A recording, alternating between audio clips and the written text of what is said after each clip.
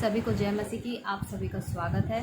आज हम एक वचन को देखने जा रहे हैं। मैं आपके सामने एक वचन लेकर आई हूँ भजन संहिता की पुस्तक में से और उसके पहले अध्याय में से, जहाँ पर वचन बताता है कि धर्मी व्यक्ति किस तरह से होता है। हालेलुया। यहाँ पर वचन में लिखा है कि क्या ही धन्य है वह पुरुष जो दुष्टों की युक्ति पर नहीं चलता और न पापियों के मार्ग में खड़ा होता और न ठट्ठा करने वालों की मंडली में बैठता है, परंतु वह तो यहोवा की व्यवस्था से प्रसन्न रहता और उसकी व्यवस्था पर रात दिन ध्यान करता रहता है। हालेलुया।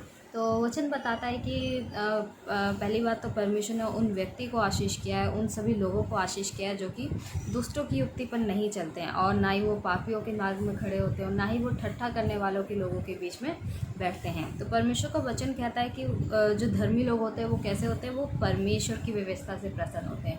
हालेलुया। हम लोग अपनी कलीसियाओं में बहुत सारे वचन सुनते हैं, लेकिन क्या हम परमेश्वर की व्यवस्था जो कलीसिया में प्रचार होता है उस प्रचार से हम प्रसन्न होते हैं?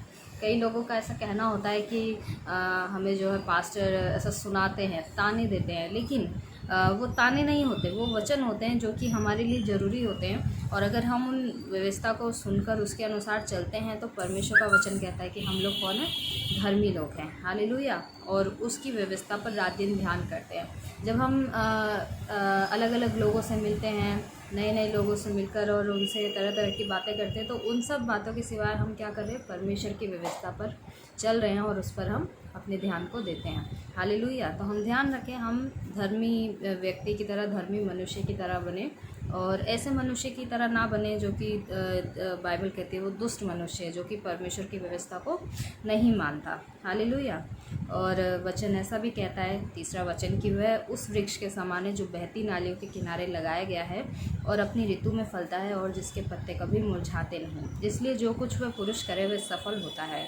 जब हम परमेश्वर की व्यवस्था से प्रसन्न होते हैं तो ज़रूर वचन कहता है कि हम लोग कैसे हैं, हम लोग एक उस वृक्ष के समान है जो कि कभी मुरझाता नहीं है, उसके पत्ते कभी सूखते नहीं हैं। और इसलिए जो व्यक्ति परमेश्वर की व्यवस्था को मानता है वो जो कुछ भी करेगा परमेश्वर उसको उसमें सफलता देता है। तो हम लोग परमेश्वर के वचन पे चलें और परमेश्वर की महिमा को करें। सभी को जय मसीह की।